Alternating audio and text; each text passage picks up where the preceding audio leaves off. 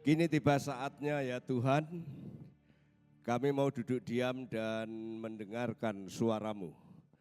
Oleh karena itu Bapa, kami mohon kiranya Roh Kudus menolong kami untuk hati dan pikiran kami berfokus kepada firman-Mu, yang memang firman-Mu sudah tertulis 2000 tahun yang lalu kurang lebih, dan kami harus memahami hari ini untuk kehidupan kami.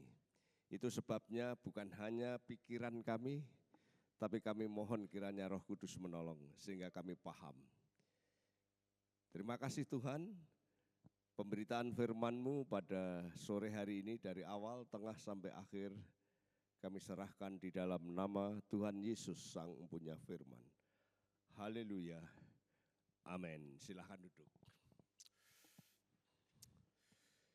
Menjelang Paskah ini, menjelang Jumat Agung ini, saya ingin mengajak saudara sekalian merenungkan kebenaran firman Tuhan yang saya beri judul, Jangan Gelisah, Yesus adalah Jalan Pulang.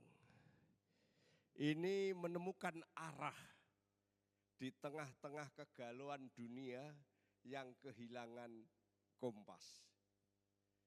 Mari kita lihat di dalam Injil Yohanes pasal 14 ayat yang ke-1 sampai dengan ayat yang ke-6. Kalau ibu bapak saudara sekalian membawa Alkitab atau membawa handphone yang ada Alkitabnya di situ, silahkan membuka dan kita akan baca silih berganti ya. Saya membaca ayat 1, saudara sekalian ayat 2, saya 3, saudara 4, saya 5, saudara 6. Demikian bunyi firman Tuhan, Yohanes 14 ayat 1 sampai 6. Janganlah gelisah hatimu, percayalah kepada Allah, percayalah juga kepadaku.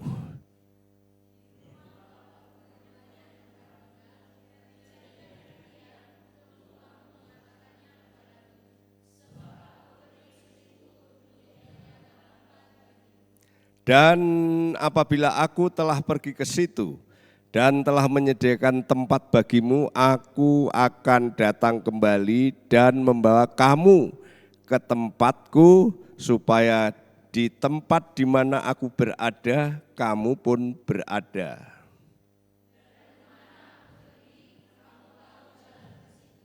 Kata Thomas kepadanya, Tuhan, kami tidak tahu kemana Engkau pergi, jadi bagaimana kami tahu jalan ke situ?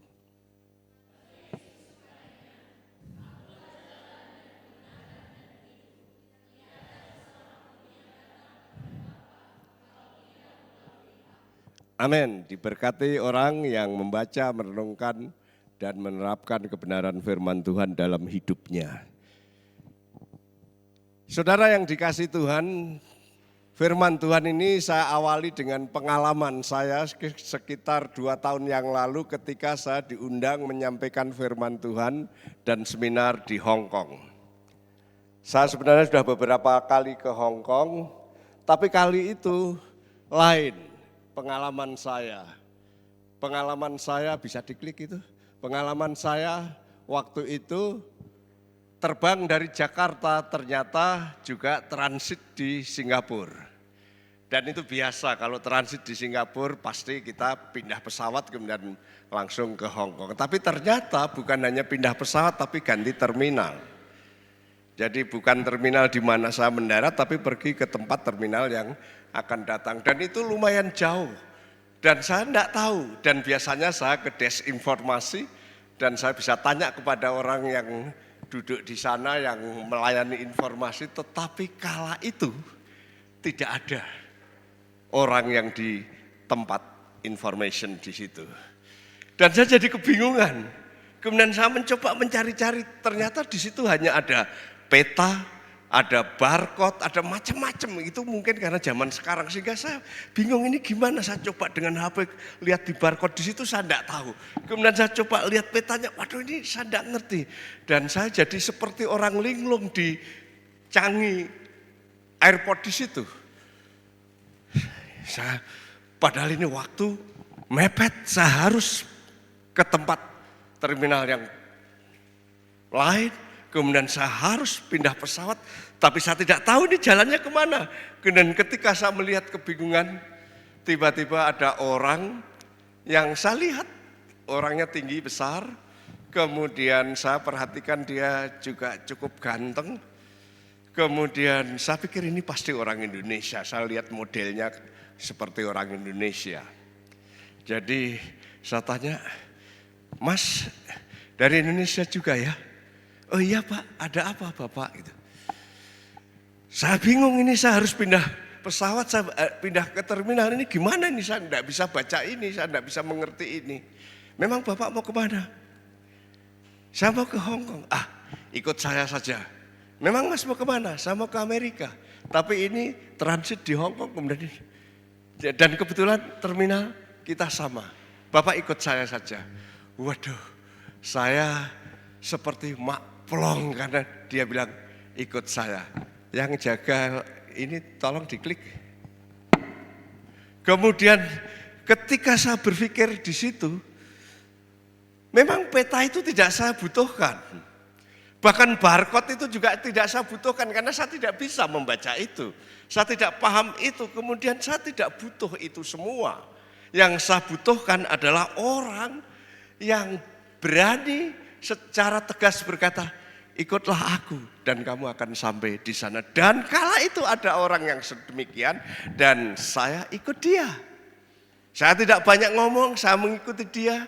Dan ketika sampai terminal kemudian dia kasih tahu, Bapak tunggu di sini saja, Bapak lapor di sana nanti akan masuk di pesawat sana. Wah, ini yang dibutuhkan. Kalau kita perhatikan di dalam kehidupan modern ini, dalam kehidupan yang kita sebut sebagai zaman now, informasi yang begitu luar biasa, kita bisa mendapatkan informasi dari internet begitu luar biasa, tetapi di satu sisi teknologi dan informasi yang luar biasa itu menurut data WHO, gangguan kecemasan itu menjadi faktor yang utama dari masalah kesehatan mental anak-anak masa kini. Paradoks bukan?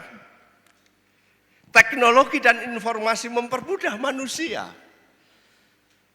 Manusia seperti ditempatkan sebuah kemudahan demi kemudahan, betapa tidak. Zaman sekarang itu kamu butuh apa saja hanya duduk dan tinggal klik sana klik sini semua datang.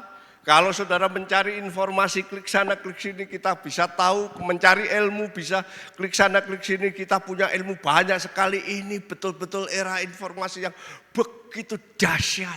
Seharusnya mempermudah manusia untuk hidup lebih baik. Tapi kenyataannya menurut data WHO loh ini yang berkata bahwa kecemasan, kesehatan mental yang paling parah adalah di abad-abad di zaman-zaman sekarang. Tidak ada ketenangan, semua cemas. Tidak ada ketenangan, semua seperti gelisah, tidak tahu arah. Tidak ada ketenangan yang lebih baik. Di balik layar media sosial yang nampaknya sempurna, tersembunyi pertanyaan eksistensial yang menakutkan. Kemana saya pergi? Kemana saya menuju arah kehidupan saya? Kemana tujuan hidup saya? Di tengah-tengah informasi yang begitu dahsyat, justru kecemasan, kegelisahan, kegundahan melanda anak-anak zaman sekarang. Dan itu cukup parah. Menjelang Paskah ini, mari kita ingat Paskah pada zaman Musa. Yang ditulis di dalam Keluaran pasal 12, kala itu bangsa Israel ada di Mesir dan diperintahkan Tuhan untuk mengadakan Paskah. Karena malaikat El Maut akan menulahi, menjalani jalan yang ada rumah-rumah dan setiap rumah itu akan ada kematian kecuali ada darah. Paskah. Musa memerintahkan kepada bangsa Israel. Dan saya tidak tahu persis apakah bangsa Israel itu semua melaksanakan Paskah itu atau mereka ada yang tidak percaya. Tetapi kita tahu ketika orang menyembelih domba Paskah, kemudian darahnya itu dioleskan kepada daun pintu, dikatakan malam itu malaikat El Maut akan menyisir dari lorong ke lorong, jalan ke jalan, dan setiap rumah pasti ada kematian kecuali ada darah anak domba Paskah. Bayangkan malam itu, setelah seharian mereka mengadakan penyembelihan domba Paskah, kemudian setelah darah dioleskan, malam itu begitu tegang, malam itu begitu mengkhawatirkan, malam itu begitu mencemaskan. Ketika malaikat El Maut datang, betulkah ini dia akan melewati kami atau akan ada kematian, ada ketegangan yang begitu luar biasa. Tapi puji Tuhannya, setiap ada darah domba Allah itu ada di pintu selamat. Yohanes 13-17 menjelaskan kala itu murid-murid ada kegelisahan yang begitu luar biasa. Murid-murid ada ketakutan yang begitu luar biasa karena akan berpisah dengan Yesus. Mereka ketakutan karena Yesus akan pergi. Tetapi kalau kita tahu Yesus pergi kemana? Memang pergi mati. Dia mau mati di kayu salib sebagai anak domba Allah yang darahnya tertumpah di situ. Dan saudara tahu, murid-murid kala itu gelisah. Dan nanti ketika Paskah kita tahu minggu depan di sana murid-murid betul-betul menerima damai sejahtera. Konteksnya ketika Yesus berbicara di pasal 13 sampai dengan pasal 17 di situ seperti pidato yang boleh dikatakan pidato perpisahan dengan para muridnya, tapi settingnya adalah menjelang Paskah Yahudi. Dan Yesus di situ menginterpretasikan bahwa dia akan mati dan kematiannya itu akan membebaskan, akan melepaskan segala ketakutan yang dialami oleh setiap insan. Kematiannya itu akan membebaskan kita dari kutukan ketakutan karena dosa, ketakutan akan kematian, dan itulah yang akan kita peringati Jumat Agung ke depan. Sekali lagi mari kita lihat di dalam ayat 1 pasal 14, firman Tuhan berkata, janganlah gelisah hatimu, percayalah kepada Allah, percayalah juga kepadaku.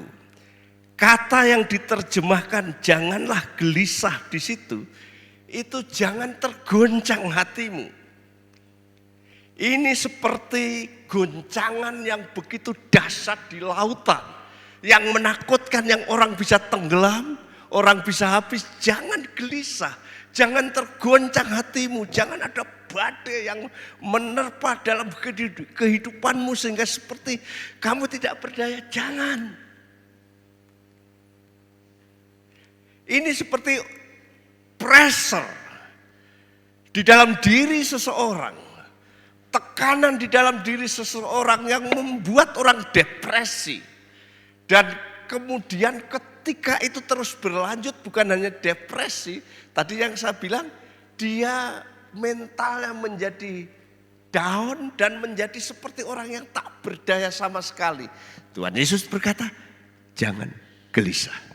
Jangan ada agitasi yang mengancam, yang mempressure kehidupanmu sehingga kamu seperti terteror, ketakutan begitu luar biasa. Sebaliknya, dia bilang, percayalah kepada Allah, percayalah kepadaku. Ini artinya bukan hanya percaya, tapi mempercayakan diri, bersandar. Orang Jawa bilang, gandol Gusti, percayalah, bersandarlah. bagaikan sebuah kapal yang hampir karam di lautan oleh karena diterpa badai topan yang begitu dahsyat. Lemparkan jangkar itu, dan ketika jangkar itu masuk ke dalam, itu akan memberikan ketenangan. Perahu atau kapal itu dihantam bagaimanapun, dia tidak akan bergoyah. Jangan gelisah, jangan terteror. Percayalah kepada Allah, percayalah kepadaku, kata Tuhan Yesus.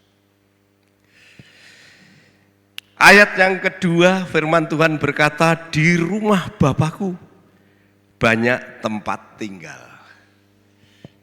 Menarik karena kata ini menjelaskan, semua orang berpikir atau menafsirkan ini adalah surga.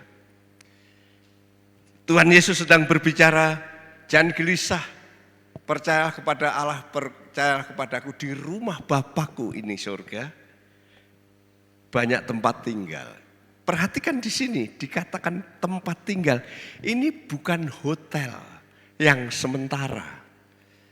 Ketika kita pergi ke sebuah kota, kemudian kita tinggal mungkin 2 hari atau mungkin 1 minggu, bahkan mungkin berminggu-minggu, tapi itu hotel. Tempat tinggal sementara, tetapi Yesus tidak mengatakan seperti itu. Dikatakan ini tempat tinggal. Ini kata yang dipakai adalah tempat tinggal yang permanen, kediaman yang permanen, bukan tempat sementara. Kalau tubuh ini tempat sementara, kemah sementara kata Rasul Paulus.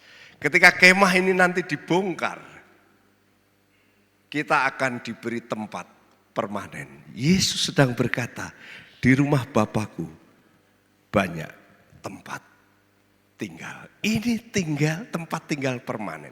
Ini rumah permanen, ini bukan tempat istirahat, bukan tempat peristirahatan sementara. Ini adalah tempat tinggal.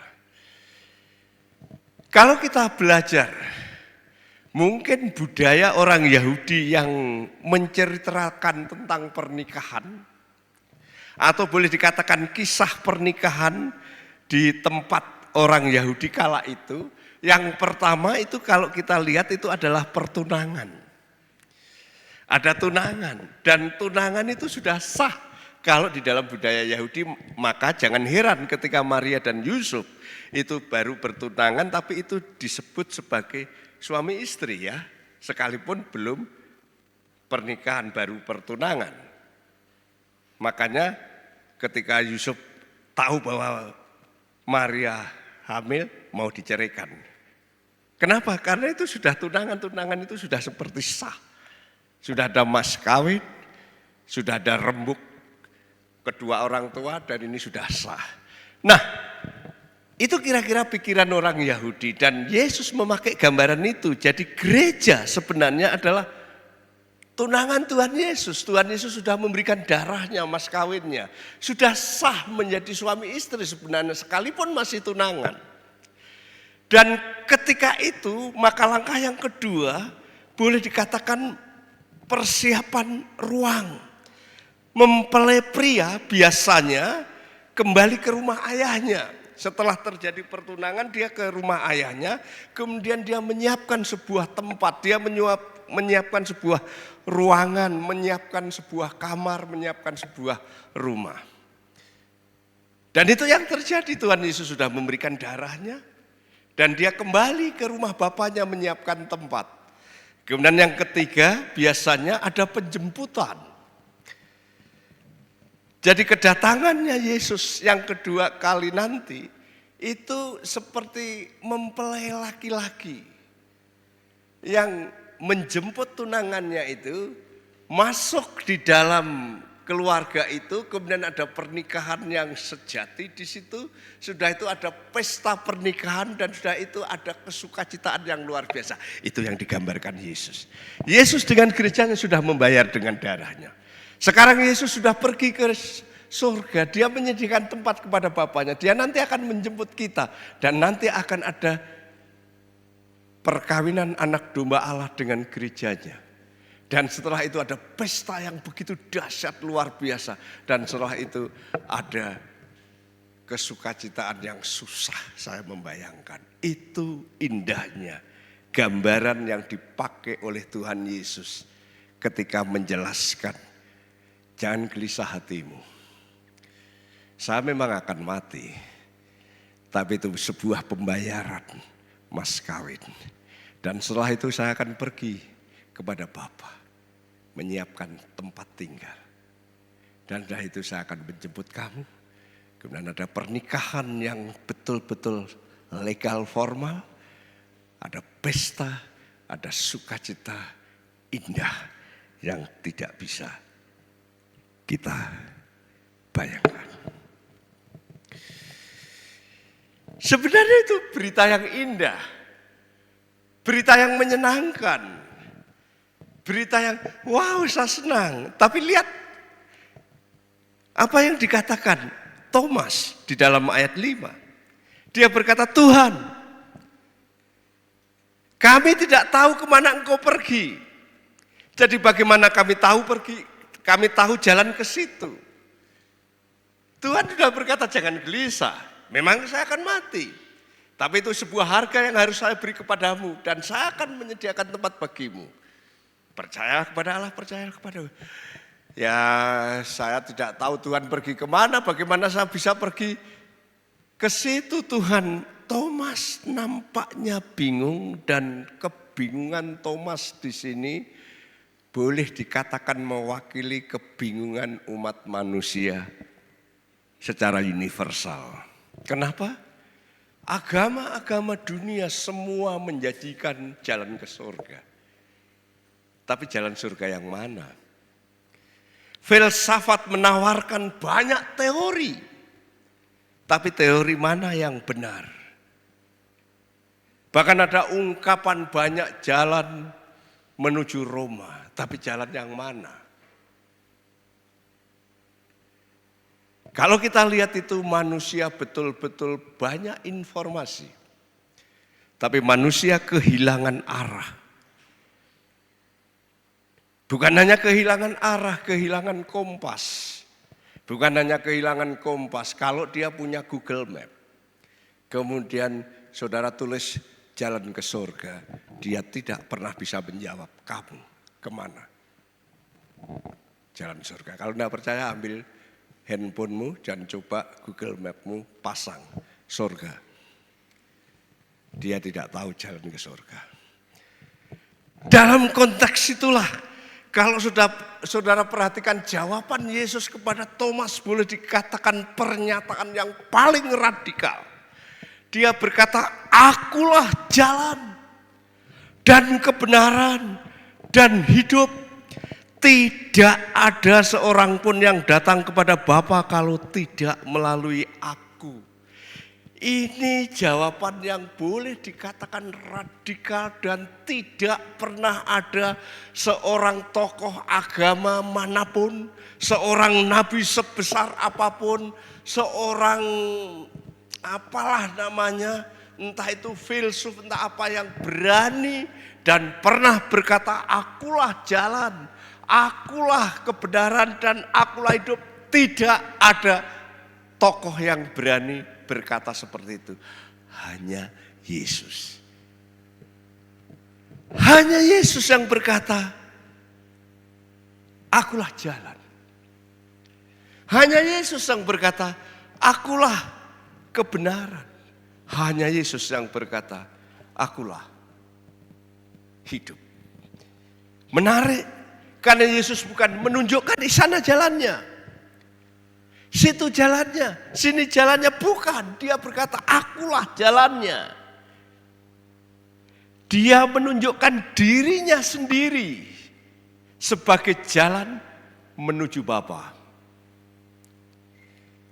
Bukan hanya jalan menuju Bapa, dia menunjukkan bahwa dirinya adalah kebenaran. Ini bukan sebuah konsep yang abstrak. Ini bukan sebuah filosofi yang susah dimengerti. Ini adalah sebuah realitas menunjuk kepada pribadi. Aku bukan hanya jalan, aku kebenaran. Orang-orang kala itu melihat bagaimana kebenaran Yesus. Orang-orang masa kini juga tidak pernah menemukan kesalahan Yesus. Yesus adalah kebenaran. Dan Yesus adalah kehidupan. Kata kehidupan yang diangkat di situ adalah zoe. Sumber kehidupan. Kehidupan berlangsung adalah dari Yesus. Ini pernyataan yang radikal. Akulah jalan, kebenaran, dan hidup. Tidak ada seorang pun yang datang kepada Bapa kalau tidak melalui aku. Belum pernah ada orang yang berani berkata itu zaman dulu maupun sekarang. Bahkan mungkin nanti tidak ada. Hanya Yesus. Ada seorang jurnalis dan penulis The Case for Christ tahun 1998, namanya Lee Strobel. Dia sebenarnya ingin menyelidiki dengan tujuan bahwa kekristenan itu adalah bohong atau tidak benar. Dia mencoba mencari data dengan penyelidikannya yang begitu luar biasa. Bukan hanya mengadakan wawancara kepada teolog, tapi dia mencoba mewawancari ahli-ahli sejarah. Dia mencoba membuka arkeologi semua yang terkait dengan kekristenan itu. Dan ketika dia mengadakan penelitian itu, akhirnya tujuan utamanya yang mencoba membuktikan bahwa kekristenan itu bohong belaka. Kebalik, ketika dia menyelidiki entah itu teolog yang diwawancarai, entah itu ahli sejarah yang diwawancari, entah itu barang-barang yang terkait dengan arkeologi di Timur Tengah itu, kemudian akhirnya dia justru menemukan bahwa Yesus itu benar. Dia bukan tokoh sejarah semata-mata, dia betul-betul adalah tokoh yang belum pernah ada dan tidak pernah ada lagi. Dia adalah jalan, kebenaran, dan hidup. Sebagai aplikasi, ada 3 aplikasi yang penting kita lihat di sini. Yang pertama, kalau kita gelisah dalam hidup ini, kalau kita tidak tahu arah dalam hidup ini, kalau kita mengalami kesulitan dan kebingungan, datanglah kepada Yesus.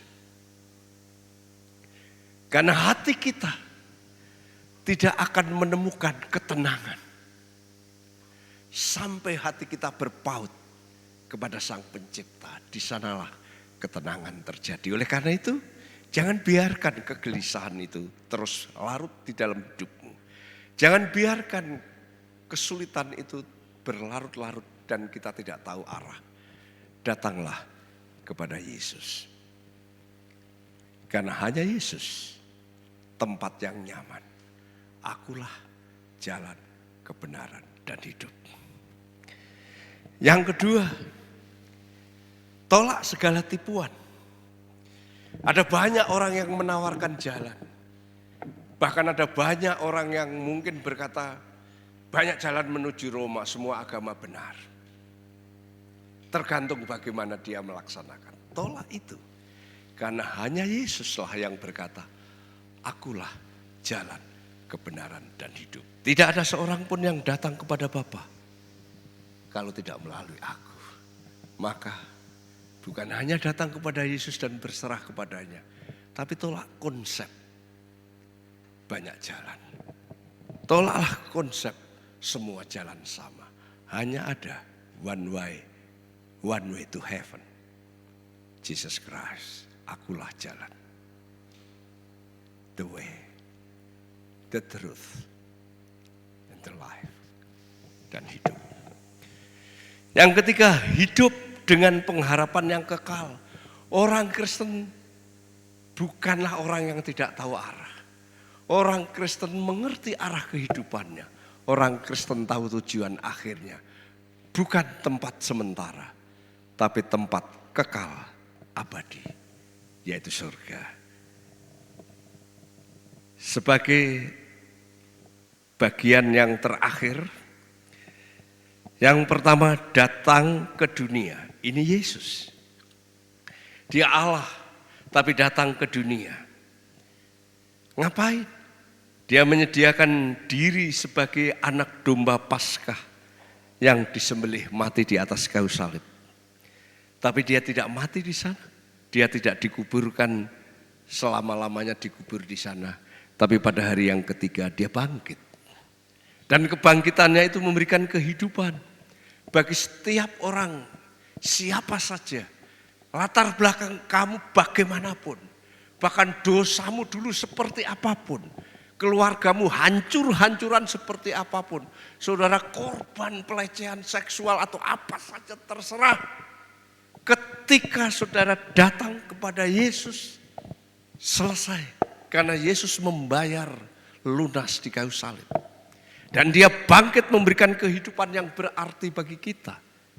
Dan jangan lupa, Yesus bukan hanya bangkit, dia naik ke surga. Dan dia berjanji akan kembali. Dan ketika kembali dia mengangkat kita sebagai mempelai perempuannya untuk masuk di surga abadi, bertemu dengan Bapa. Di sana kemuliaan, kebahagiaan, keindahan selama-lamanya. Di ambang kekekalan itu sebenarnya uang, jabatan, popularitas sebenarnya kehilangan maknanya. Dengar baik-baik. Ketika kita tahu jalan di dalam kehidupan yang kekal, di ambang pintu kekekalan itu, uang, jabatan, popularitas, kehilangan maknanya. Dunia memang sedang mencari jalan, tetapi hanya ada satu jalan yang membawa pulang kepada Bapa, yaitu Yesus. Yang kita butuhkan hanyalah seorang yang berkata, ikutlah aku tahu jalan pulang. Sama seperti saya yang tersesat di Changi, Singapura. Ada anak yang muda, dia berkata, ikutlah aku Pak. Nanti kita ketemu airport yang Bapak butuhkan. Kita tidak butuh peta, kita tidak butuh barcode.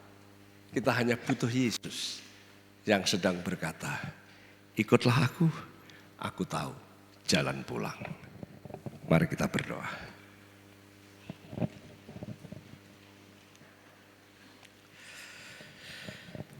Bapa yang di surga, terima kasih menjelang Paskah, di mana di dalamnya ada Jumat Agung dan Minggu Kemenangan. Kami diingatkan kembali peristiwa di mana para murid tergoncang. Jiwanya, hatinya, gundah gulana karena akan ditinggal oleh Yesus. Tapi Yesus berkata, jangan gelisah. Percayalah kepada Allah dan percayalah kepada aku. Memang Yesus mati, tapi itu adalah pembayaran sebuah mas kawin bagi sebuah pertunangan yang sah. Yesus mati untuk dosa-dosa kita sekalian. Tapi Yesus bangkit dan naik ke surga, menyediakan tempat di sana. Dan ada saatnya Tuhan berkata, aku akan kembali menjemput kamu sebagai mempelaiku. Di sanalah kita akan ada pernikahan yang resmi. Di sanalah akan ada pesta abadi. Di sanalah akan ada sukacita yang luar biasa. Jangan terkecoh dengan informasi-informasi dunia yang mengatakan ada banyak jalan, atau yang mengatakan semua jalan sama, toh semuanya menuju kepada keabadian. Jangan terkecoh itu. Hanya Yesus yang berkata, akulah jalan, kebenaran, dan hidup. Tidak ada seorang pun yang datang kepada Bapa kalau tidak melalui aku. Kita tidak butuh yang lain. Kita tidak butuh kompas. Kita tidak butuh Google Map. Kita tidak butuh apa-apa. Yang kita butuhkan adalah Yesus yang berkata, ikutlah aku. Aku tahu jalan pulang. Kita semua di dunia ini sebenarnya adalah sebagai seorang musafir yang sementara di dalam kekekalan itu. Ada saatnya kita harus kembali pulang. Tahukah Anda jalannya? Yesuslah jalannya. Percayalah kepada Allah, percayalah kepadaku, ikutlah aku jalan pulang, kata Tuhan. Bapa yang di surga, kami berdoa untuk teman-teman, sahabat-sahabat, anak-anak, kami semua yang ada di dalam gedung gereja ini maupun yang ada di sana. Kiranya Roh Kudus menerangi hati mereka, dan ketika mereka menghadapi situasi yang sulit, bahkan kekecewaan, bahkan gundah gulana dan tidak tahu arah, Roh Kudus berbicara kepadanya dan membuat dia mengerti statement Tuhan yang begitu radikal. Akulah jalan dan kebenaran dan hidup. Tidak ada seorang pun yang datang kepada Bapa kalau tidak melalui aku. Dan orang itu digerakkan untuk percaya Tuhan. Orang itu digerakkan untuk mempercayai Tuhan. Orang itu digerakkan untuk ikut Tuhan. Dan saya percaya malaikat surga bertepuk tangan, bersorak-sore kalau ada satu jiwa pun yang kembali di jalan Allah. Terima kasih Tuhan, Engkau memberkati gereja ini, Engkau memberkati kami semua, memberkati pelayan-pelayan, memberkati anak-anak, memberkati remaja, pemuda, pemudi, orang tua, dewasa, semuanya yang bergereja di sini diberkati oleh Tuhan dan diberi kesehatan, diberi ekonomi yang baik, diberi kemantapan di dalam iman dan pengabdian yang luar biasa. Terima kasih Bapa di surga, terima kasih berkati kami semua. Jemaat yang dikasih Tuhan, kita bangkit berdiri dan kita akhiri dengan penerimaan berkat yang daripadanya. Bukalah hatimu lebar-lebar, arahkan hatimu kepada Tuhan, dan hari ini Tuhan akan memberkatimu dengan berkat damai sejahtera Tuhan Yesus Kristus, kasih sayang Bapa di surga, dan persekutuan Roh Kudus menyelimuti kehidupanmu, memimpin langkah-langkah kakimu kemanapun kamu berada, sehingga hidupmu diberkati untuk mempermuliakan Tuhan dan memberkati sesama. Dalam nama Tuhan Yesus. Amin.